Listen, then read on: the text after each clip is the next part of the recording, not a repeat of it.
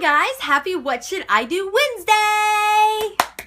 I'm so excited, as always. I am loving bringing you these videos 3 days a week. And now I'm going to be bored the rest of the week. Man.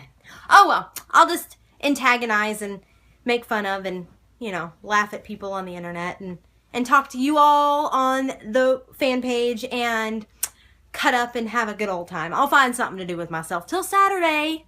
Till Ghost Adventure Saturday, when I record an awesome recap for you guys and then throw it on, have to wait 2 days to throw it on the internet on Monday. So, as always, we're going to get right into it because I'll ramble enough answering your questions. You don't need to hear me ramble beforehand. Our first question is from Jennifer Hillman McGee. Hi, Jennifer! How are you? Happy Wednesday! Can a person be able to walk into a place and be able to feel that there are spirits there and know where they are? Yes. Mediums, empaths, anybody with a sensitive or a special gift have the ability to kind of feel when something is in a room or can point out a presence. Some more strong than others, depending on how well their gifts are, kind of honed and established. But yes, I believe and I'm a firm believer in the fact that someone can walk into a room or walk into somebody's land and just kind of know that there's something there. And I think that it's a really awesome gift. I think it's so flipping awesome to be able to do that because you can connect people with their loved ones. You can know why their house is insanely freaking haunted. You can know why their books are falling off the shelf. And you can know when there's a demon and they need to get the hell up out of there. O-U-T, out. So, yes, there are people in this wonderful world who can walk into a room and say, there's a little boy in that corner and he's bouncing a ball against the wall. Oh, that's what that thumping is. Like you can hear the sound, but you don't know what's causing it, but you know it's something. So yeah, they are remarkable people with remarkable gifts. And while I have the gift of being an emotional empath where I can kind of sense emotion, I'm not cool enough to be able to see stuff and know when something's in a room. I wish I was. I think it'd be awesome, but I can't be because I wasn't given that gift. And that's okay. I'm cool with that. Maybe I wouldn't be as scared if I was, more sensitive, but the gifts that I have and the abilities I have to read emotion and kind of get in on someone's emotions or get in on a spirit's emotions, perfectly fine with me. Love that gift. I'm blessed. Our next question is from Joy God. Hi, Joy. How are you? And this kind of backs up with the other one. What kind of feeling do you get when a spirit enters a room with you? Honestly, nothing. I can't honestly say that I can feel when a spirit walks into a room or a presence is in the room. I can more or less feel the emotion of the room shift. The emotion of the room can change dramatically. I know something's up. If the room gets real heavy, if the room gets real light, if the room kind of gets a dark presence about it, if the moods of the people, I'm big on when people's moods can change. I can watch an episode of Ghost Adventures and see Zach's face just go whoop and instantly know his emotion before he says anything. Like the other day when they were at No Pimming and he was like, I just feel like somebody's calling me from, I'm sitting over there with tears in my eyes because I felt that emotion. I can sense it through the TV even. I can just see Zach's face. He doesn't have to say a damn word and I'm like, oh man. Or, oh, no, get out, go. So, I can't per se, feel what an actual spirit in his room. I more or less feel their emotion. Thank you for your question. Oh, this next question. I have toyed with this question since I got it. Now, what I'm about to say, disclosure agreement, is my personal opinion. For anyone who does what this question asks, you are braver than me. More power to you. No. So, can a Ouija board be safe? And what are the rules to using it safely? The rules to using it safely, don't use one. Again, my opinion, don't judge me. Don't judge me. I know plenty of people who use them on a regular basis. Love them. Think they're great. Has no problem with them. I personally have never had a really good experience with one. I've just had a lot of misfortune follow me. I've only used them a couple of times. they've scared the living daylights out of me both times. You're playing with Pandora's box, in my opinion. You're opening or potentially opening the world to something really, really dark and scary. I know that it's already here, but still.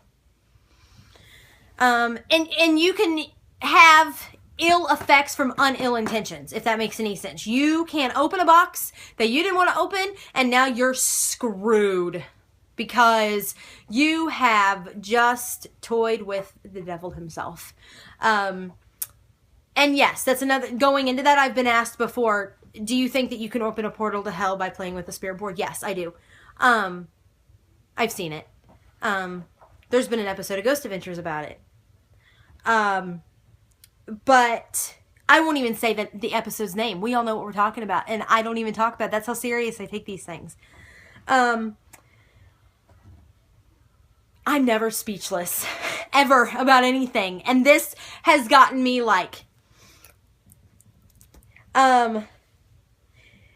So thank you, Holly Ann Murray, for completely scaring the bejesus out of me. No, I don't believe they're safe. I don't believe in using them. I don't think there's a safe way to use a spirit board. I mean, you can ask, is my grandpa here? And it can say yes, but we all know from experience or just learning about the paranormal that may not be the case. And so my best advice, don't use one. Don't mess with that. Don't put yourself at risk for that. If you want to, more power to you. I mean, you are a human being. You can make your own decisions. I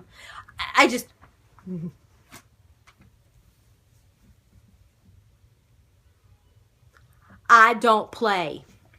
So, thanks again, Holly Ann, for wigging me out. Because I can't do it. So our last question of the evening is from Gina Cullerton. And what are the 3 most terrifying moments out of the places that you have been so far? Sadly enough, I live in the middle of BFE. There's not a lot of haunted locations or known paranormal like sites around me. However, I do happen to live 15 minutes south of one of the most haunted prisons in the entire world, also known as the bloodiest 47 acres in America. I live about 15 minutes south of the Missouri State Pen, which I am going to in August, and I'm so excited. I'm going to do their 8-hour lockdown. Like, I'm forking out like the $95 to take my own flashlight, my own digital recorder, and my own camera, and just kind of go play Ghost Hunter. I'm really excited about doing that because I've never done like a full-on... I mean, I've done like EVP sessions in my friends' houses and shit, but I've never done like a full-on like ghost investigation at a place like that. Like I said, we've done things at my friends' houses. We've had EVP sessions in the basements of our friends' houses or whatever, but we've never done like something like old and legitly haunted before. So I'm super excited about it because I know I'm going to pee my pants. I fully plan on wearing Depends. You can laugh if you want, but I've had 2 children, so I have the bladder of like a rabbit. I mean, it's like non-existent. So the fact that if something touches me, pulls one of my cute little strings on my hood, makes, like my hood go up and then proceed to go like this. No. I'm sure gonna pee in my pants. Like, there's not running water. Like, forget it. Like, I'm just gonna pee my pants. Just forget it. It's just gonna happen. I'm saying it right now. I'm putting it out there. I will pee my pants. And yes, I'll probably bring you guys along with me. And yes, you'll be able to see it. So, answer all of those questions in advance because I know they're gonna run through your head. As far as other things that have happened to me, it's like the general paranormal stuff. I'm scared to death of everything. Why I would love the paranormal, I don't know. Because it scares the living bejesus out of me. But it's so damn interesting. It's so interesting, and I want to know everything about it, and I want to learn, and it's like I want to be scared. It's like my adrenaline is so great that I want to be just like all the time. And so it's the perfect love for someone spazzy and whacked out as I am. Like I said last night, if you guys were trolling through, I am a special degree of crazy they have not given a proper name to yet, and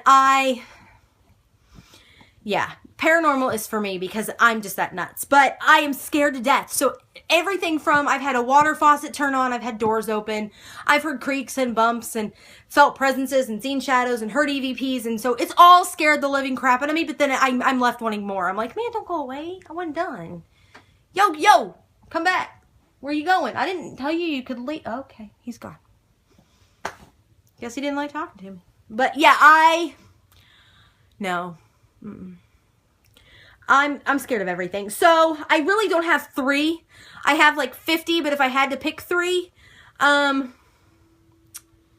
would have to say that I was living by myself and I had like a bathroom door, and then in front of the bathroom door, I don't know, they kind of pulled like a Winchester Mystery House and had like a saloon style door in front of it. It was weird, I don't know, but the water faucet turned on, and that was my first experience, like legit experience, and that scared the crap out of me. I refused to go to my house again. I've had a closet door open. Like I said, it's all scared the crap out of me. Like, not one of them has been, like, more significant than the other. I mean, I've never been touched. I've never been scratched. I've never been, like, knocked over. The most terrifying thing I've ever had done was I felt somebody breathe on the back of my neck. That was the, like, closest I've been to, I guess, being, like, touched was enough for me. No. Again, yeah, I had a little pee trickle down my leg. So that's actually all the questions I have, but I've been trolling the Ghost Adventures fans and paranormal site, like, religiously, and I noticed a lot of people talk about dreams, and so I kind of want to touch on that for just a second. I think that dreams are interpreted in so many different ways, and I think that people wonder, you know, like, we all hear, like, deja vu, and you know, dreaming things before they happen, and what's it mean, or dreaming things about, you know, someone who's passed away. And I have a really big experience with that, and I think that it's kind of something really, really neat. I had a dream once that I was sitting in my car, and I had the window rolled up, and I heard a song play on the radio, and it was a song that reminded me of my grandfather, who passed away in 2001, and I turned the radio on, and I turn it up, and all of a sudden I hear this, like, knock on my window, and I look over, my grandpa's standing right there, and, like, the chills, like, I felt my body literally chill, and he opens the door, and he talks to me, and I could hear his voice. The way it was, he smelled the same. You know, he got out and he told me, I never got to dance with you at your wedding. Of course, at this point, I'm bawling in the dream and I'm hysterical. And he's like, so can I have this dance? And I roll the window down. I have an automatic window, and I hit the lock and it went down, and I turned the radio up and I danced with him. And, he just kept telling me how beautiful my kids were and how wonderful my girls were and how a wonderful mom I was. And I just kept saying, how long do we have? And he said, not long, just hold on. And I remember him being cold. I remember feeling his hand and physically feeling it, but it was ice cold. And it didn't scare me. I wasn't fearful.